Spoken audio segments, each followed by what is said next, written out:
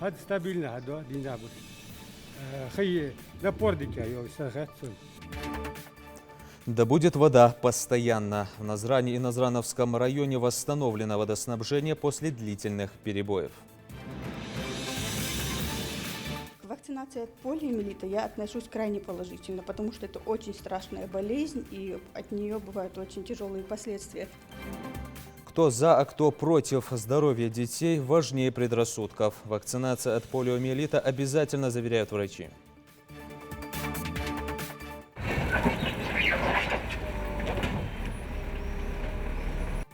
Дорога длиною в 1300 метров. В Малгобеке ведется капитальный ремонт центральной улицы Асканова. Расскажем о сроках и качестве строительства. На сегодняшний день самые востребованные профессии – это агрономия, землеустройство. Первые места занимают, затем уже идет право организации социального обеспечения. 6 специальностей по очной и заочной формам обучения. Будущие агрономы, ветеринары и земледельцы подают документы в Назрановский аграрный техникум. Если ты здесь побываешь, остается неизгладимое впечатление. 3000 метров над уровнем моря. Место назначения – Столовая гора. Что вдохновляет покорителей этой горной вершины и насколько сложен маршрут?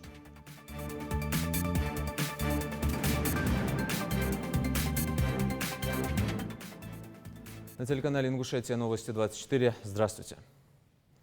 Глава Ингушетии Махмуд Али Калиматов провел совещание по вопросам расходования бюджетных средств на оказание услуг в сфере жилищно-коммунального хозяйства. По информации регионального Минфина, годовой объем дотаций на выравнивание бюджетной обеспеченности местных бюджетов в части предоставления услуг в указанной сфере составляют около 200 миллионов рублей.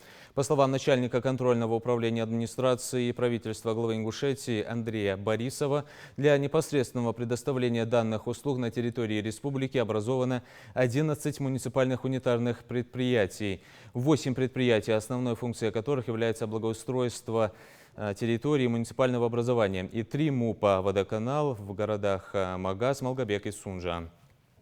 В соответствии с Гражданским кодексом муниципальные унитарные предприятия являются коммерческой организацией. Организационно-правовая форма отличается только тем, что собственником имущества предприятия является муниципалитет.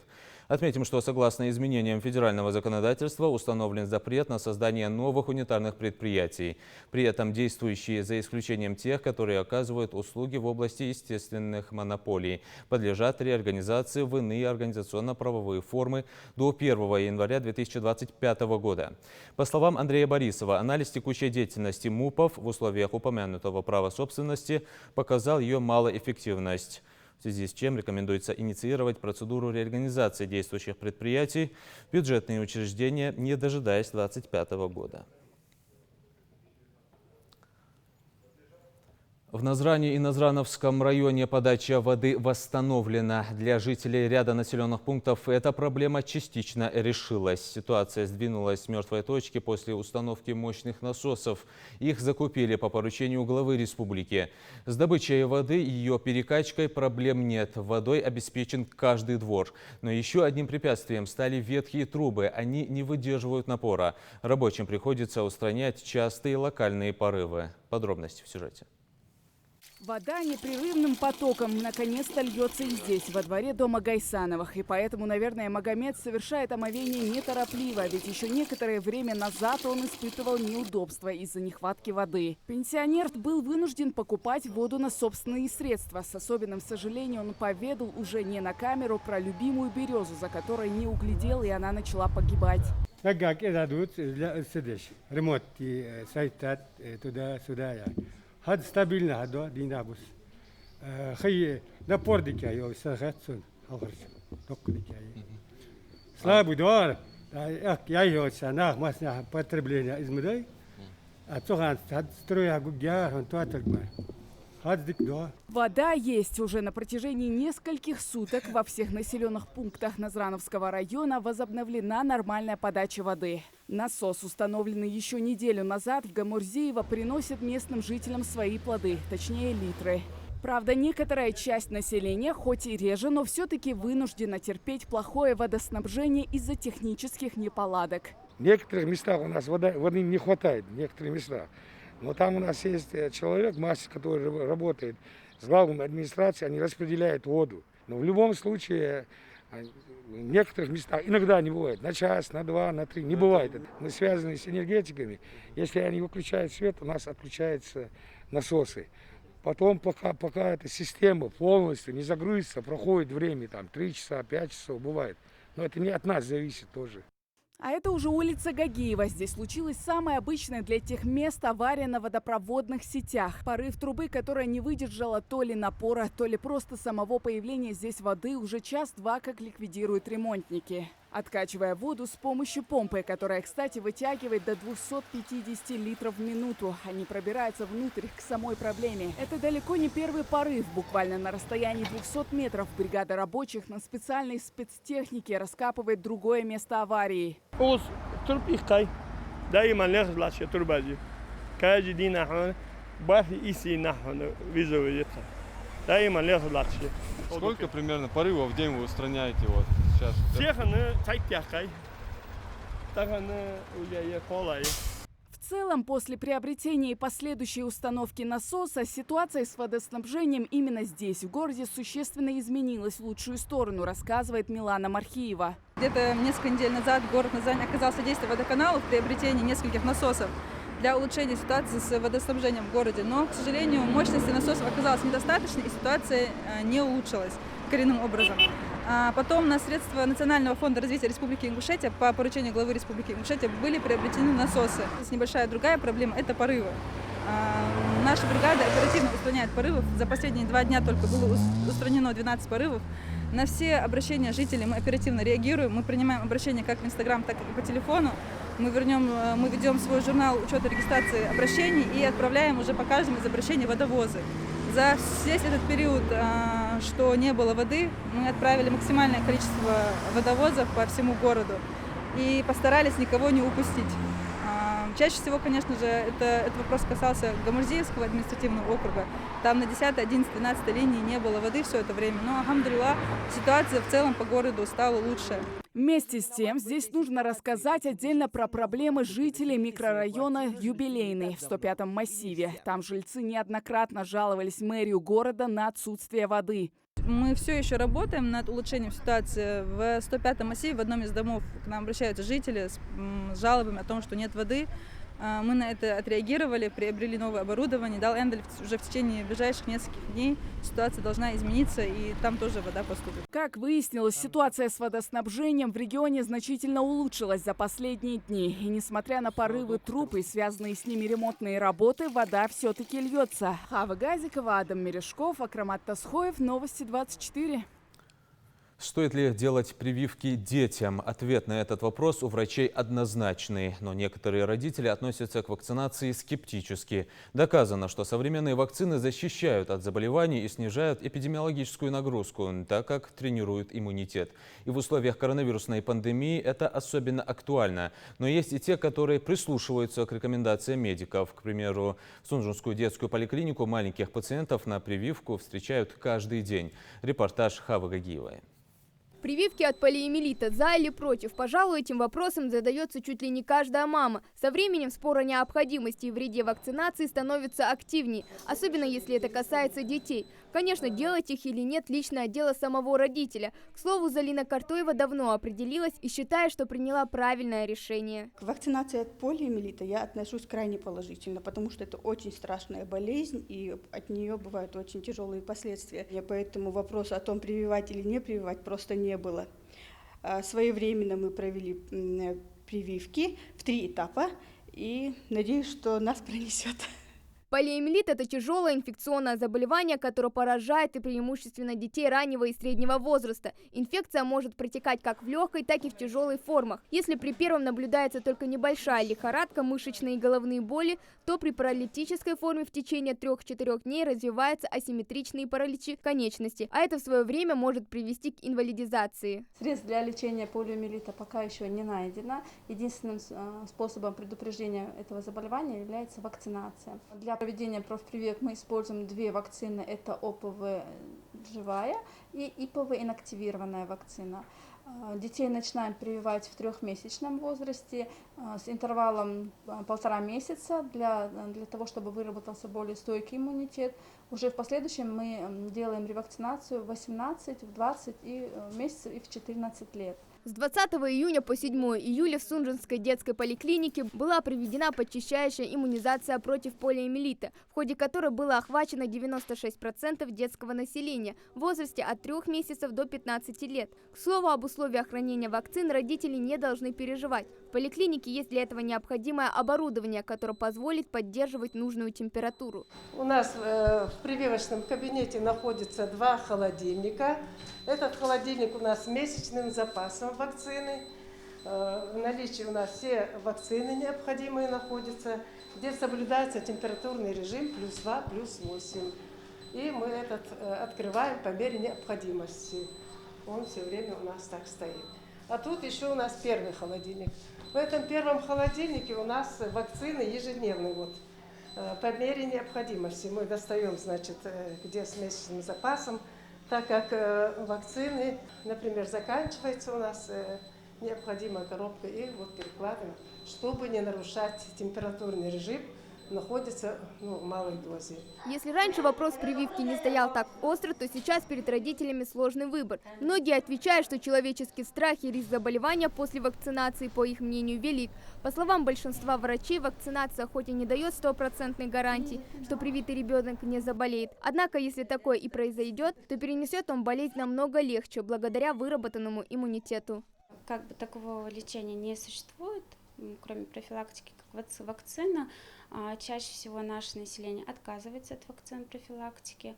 В связи с этим у нас мы являемся повышенной угрозой для полиомиелита. Я хотела бы попросить мам детишек не отказываться от проведения вакцины профилактики детей своих от полиомиелита, потому что полиомиелит чаще всего приводит к параличу. Предупрежден, значит вооружен. Вопрос о необходимости профилактической прививки не должен возникать, когда дело касается маленького слабого организма. Медики утверждают, отказываясь от прививок, родители наносят вред здоровью не только своему ребенку и своей семье, но и окружающим людям. Хава Гагиева, Магомед Даскиев, Новости 24. В последнее время участились случаи несовпадения в идентификации физических лиц в системе судебных приставов. Происходит это по разным причинам. Неправильно предоставленная информация о гражданине в службу ФССП, совпадение данных 2 разных лиц или же мошенничество с последующим арестом средств гражданина. Именно для таких ситуаций в службе судебных приставов функционирует горячая линия 55 18 85. Если оператор подтвердит несовпадение, гражданин должен предоставить все требуемые документы. Представить документы, позволяющие однозначно идентифицировать гражданина. Это копии паспорта, СНИЛСа и ИНН. При этом необходимо отметить, что звонки от граждан по телефону горячей линии принимаются ежедневно. После получения документов, подтверждающих ошибочную идентификацию гражданина как должника по исполнительному производству, судебный пристав-исполнитель, возбудивший исполнительное производство, незамедлительно отменит все наложенные ранее ограничения на гражданина. В случае списания денежных средств со счетов в банках или иных кредитных организаций, а также удержания денежных средств из заработной платы или иных доходов гражданина, ошибочно идентифицировано как должника, судебным приставом-исполнителем будут приняты меры к возврату денежных средств.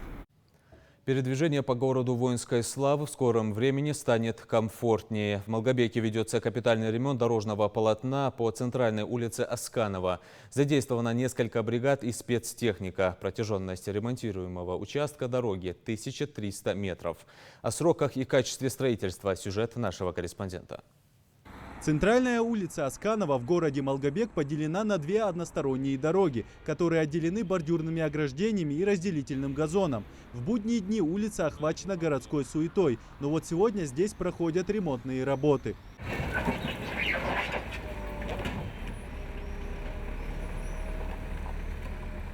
Асфальт здесь хоть и не потерял свою рабочую форму и еще имеет достаточный запас прочности для дальнейшей эксплуатации, но дорожники решили провести превентивные меры. Это в частности нанесение на дорогу выравнивающего слоя асфальта и замена бордюрного ограждения. Благодаря тому, что трасса Малгобек-Инаркия относится к 4-й категории дорог, строителям не пришлось перекрывать улицу полностью. Односторонняя половина дороги без трудностей справляется с трафиком города. Перекрытая же часть асфальта хоть и доставляет жителям некоторый дискомфорт, но они все же рады дорожникам.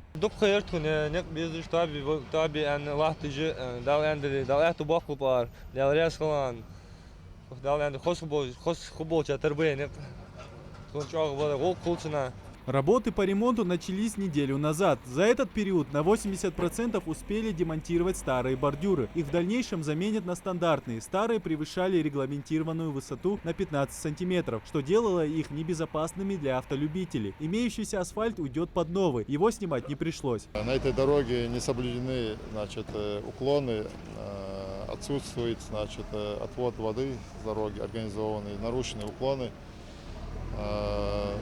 Устройством выравнивающего слоя асфальтобетона мы направим всю эту дождевую воду в ливневую канализацию. Здесь на этой дороге существует уже ливневая канализация. Можете видеть дождеприемные решетки, колодцы. Вся вода будет направлена именно вот в эти дождеприемники выравнивающим слоем. Затем будет уложен верхний слой асфальта. Дорожный участок в скором времени обновит свой вид и функционал, а в планах Автодора пустить на реконструкцию еще несколько дорожных объектов. После окончания ремонта данного участка мы планируем на 2021-2022 года автодорогу подъезд Сагапши и продолжение данной дороги Малгобек-Инаркия. Реконструкция будет. На ремонт асфальта по улице Асканова протяженностью в 1300 метров выделено 48 миллионов рублей. Дорога остается в той же 4-й категории. Рабочие просят местных жителей проявить сознательность и соблюдать на участке скоростной режим. А те, кто живет рядом, может не беспокоиться за шум строительной техники. Их рабочий день начинается с 9 и заканчивается в 6 часов вечера, без второй смены. Дорожники планируют сдать объект к концу августа. Идрис Ижиев, Адам Гулоев, Магомед Белакиев, Новости 24. Из-за капризов погоды и других факторов в последнее время горячая линия 112 особенно перегружена. Сотрудники МЧС отмечают, коллапс телефонной сети в большинстве случаев происходит из-за большого количества звонков жителей. Чаще всего они связаны с плохими погодными условиями или с возникновением проблем с электро- и водоснабжением. Такие звонки в системе не предусмотрены и являются спамными. Звонки поступают по единому номеру 112, и тем самым у нас наши каналы связи забиваются. Значит, данная ситуация приводит к тому, что в этой ситуации, возможно, человек попал в беду. Дорожно-транспортное происшествие, пожар возможен. Необходима скорая медицинская помощь. В данной ситуации могут люди не дозвониться своевременно и не получить ту помощь, которую они должны получить. В связи с этим большая просьба ограничить, не звонить по мере возможности, не звонить на телефон 112, лишний раз не загружать на этот телефон.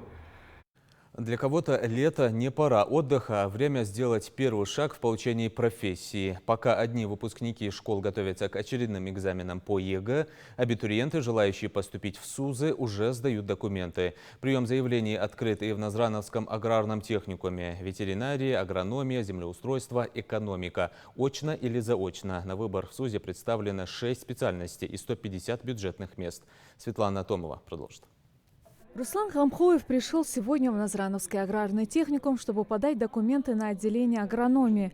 Свою будущую профессию молодой человек выбрал сам, потому как с детства любил ухаживать за растениями в огороде. Родители выбор сына поддержали сразу. По словам Руслана, эта профессия в республике будет востребована. Это направление я выбрал из-за того, что у нас некоторые родственники работают в сад-гиганте агрономами.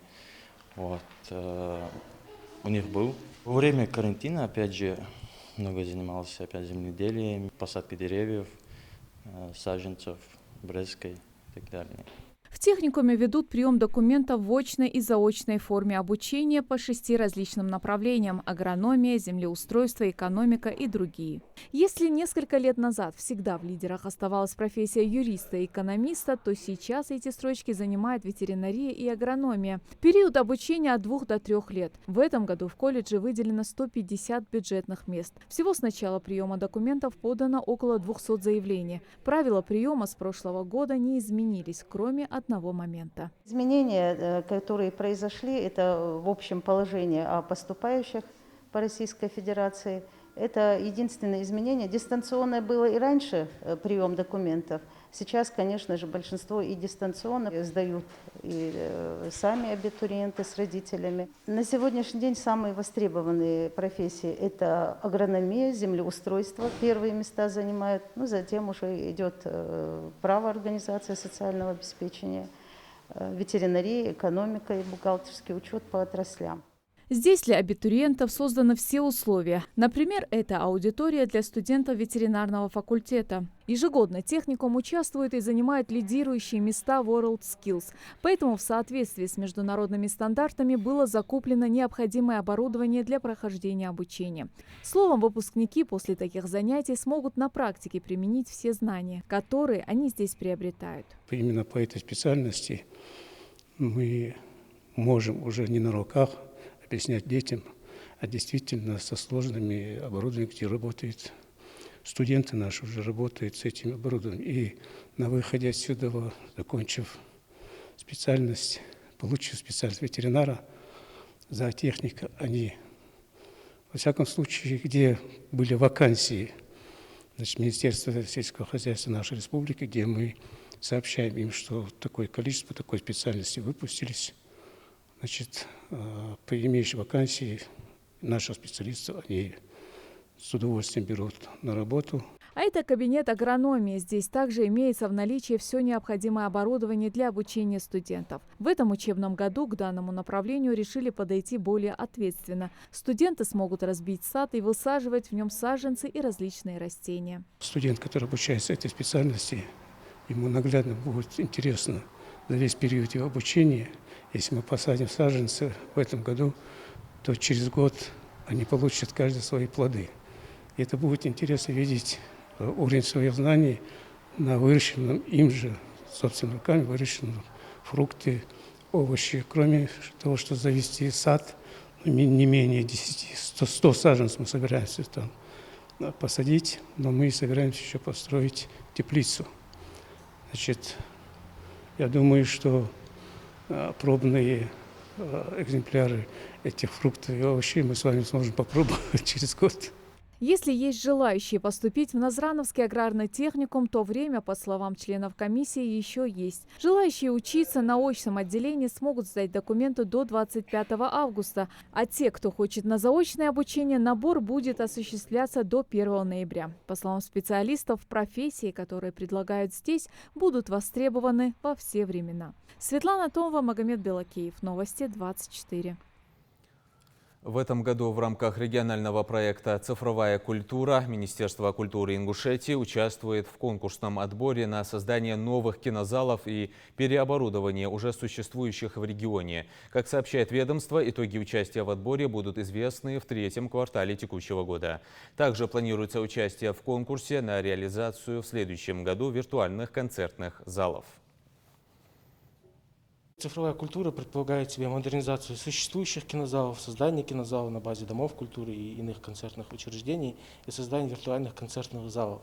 Что предполагает у себя виртуальные концертные залы? Это специализированное оборудование, полностью подготовленное для организации прямого эфира ведущих коллективов Российской Федерации, театральных учреждений, концертных учреждений, где желающие посетить это мероприятие, жители республики могут прийти в виртуальный концертный зал, ознакомиться с сеансами. В данном случае, если говорить о виртуальном концертном зале, который сейчас установлен, Государственная филармония периодически выставляет афишу мероприятий и даты, когда они будут прийти. И любой житель Республики Ингушетия может посетить это мероприятие и в прямом режиме реального времени увидеть концерты ведущих коллективов. То есть там в комплект входит хорошее звуковое аудио-видеооборудование, где создается эффект присутствия, полное погружение в тот процесс и полное взаимодействие и получение удовольствия от процесса созерцания искусства. Новый корпус Дома ветеранов возводится в Сурхахи. 4 этажа, несколько лифтов. Новое здание позволит увеличить охват пациентов. Санаторий пользуется популярностью у пожилых. Природа и оздоровительные услуги, если и не продлят жизнь, то точно повысят ее качество. Возводить новый корпус социально-оздоровительного комплекса начали этой весной. На каком этапе работы, расскажет Зелимхан Калоев. Все слажено и без накладок. Работы ведутся в штатном режиме. Задача успеть в срок, и, судя по темпам, она вполне реальная. Возводить новый корпус социально-оздоровительного комплекса начали в апреле этого года. За этот срок сделано многое. Монолитные работы завершены, начали работы по прокладке электричества, вентиляции и канализации. Первый, второй этаж ведется кирпичная кладка, облицовка и перегородок. Я думаю, в этом месяце мы завершим и эту часть работы, и останутся 2 этажа, 3-й, 4-й. Ну и плюс соответствующие все внутренние работы. Площадь застройки 1370 метров. На объекте сейчас трудится более 30 рабочих и тяжелая техника. Красивая природа, чистый воздух, уютные номера, специализированное питание, медицинское обслуживание, массаж, физиотерапия, грязевые ванны, бассейн. В оздоровительном центре созданы все условия для комфортного отдыха. Однако вся беда в том, что рассчитан он только на 30 мест, при том, что желающих поправить свое здоровье в разы больше. Сейчас здесь непривычно пусто из-за режима самоизоляции, хотя какое-то время санаторий и успел сослужить добрую службу. Он был обсерваторией для потенциальных больных COVID-19. Вновь свои двери для всех желающих он откроет после снятия ограничительных мер. А пока медперсонал не может дождаться открытия нового корпуса. Они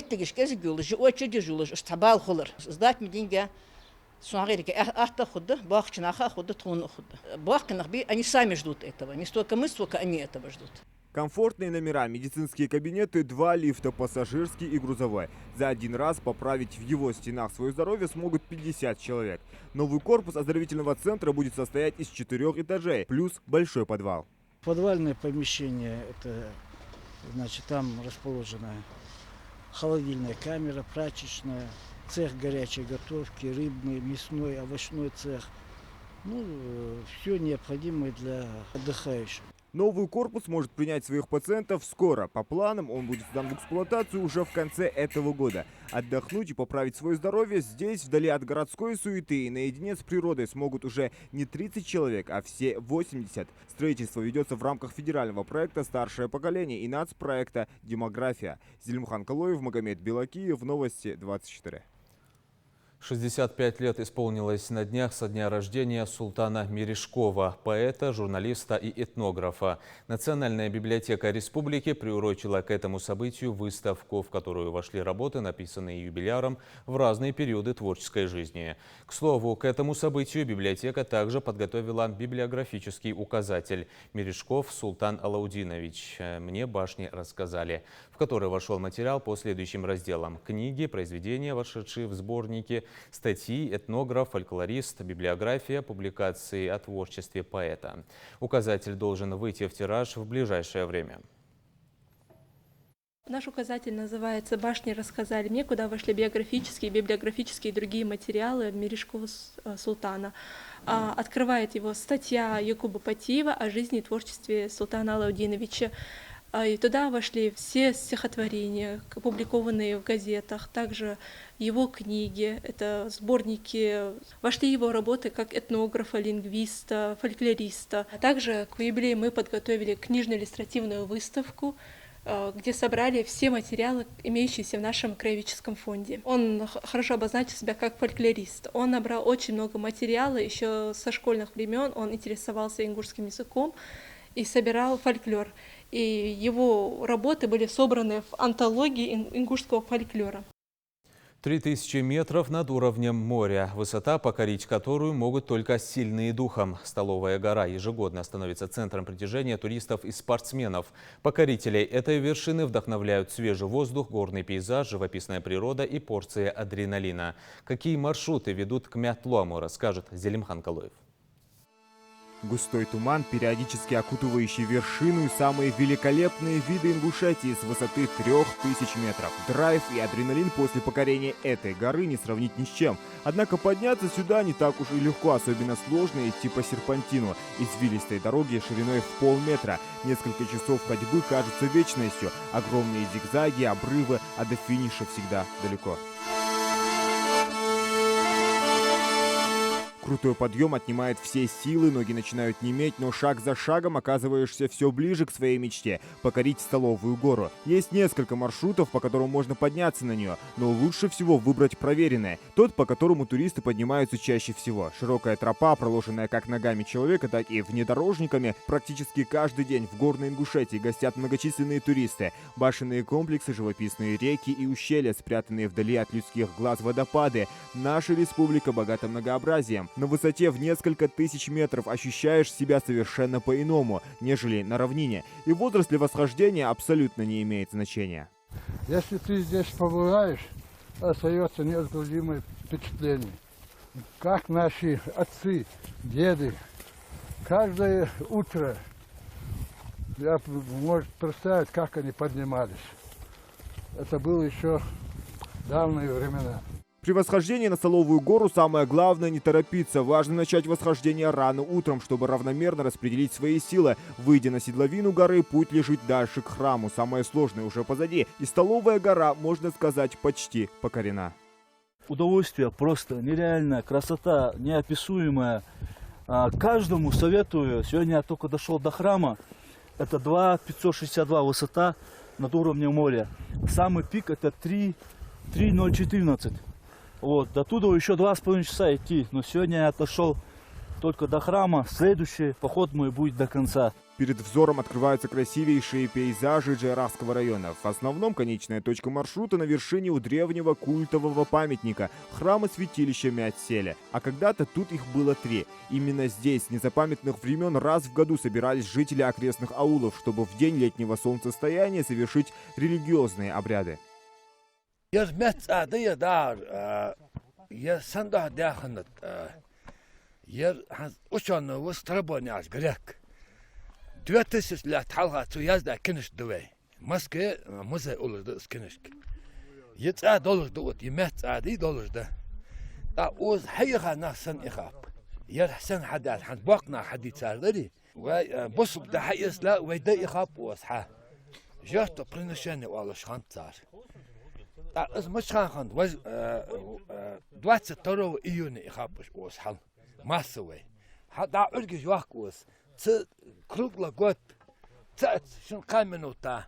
Махт тхач изма уддаха йол да арбал бешхам. Цухан ушш хакыш ханца бежндали устагбалехам. Погода в горах меняется очень часто. Яркое солнце и восхитительные пейзажи в одну минуту заволакивает туманом. И когда уже думаешь, что восхождение не удалось, сильные порывы ветра рассеивают мутную завесу. И перед глазами предстает удивительная картина.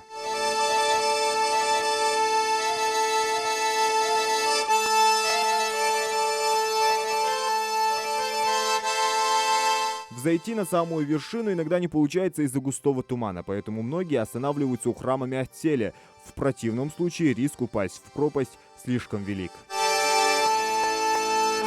Сбитое дыхание, приятная усталость во всем теле, а в награду покоренная высота. Путь завораживает своей красотой не только во время подъема, но и спуска. Для тех, кто загорелся желанием совершить восхождение на Столовую гору, стоит понимать, что процесс подготовки самый основной. Организм должен выдерживать длительные нагрузки, а чтобы развить выносливость, лучше всего заняться бегом. Зелимхан Кылоев, Тамерлан Хамхоев, Новости 24. На этом наш выпуск завершен. Оставайтесь на канале.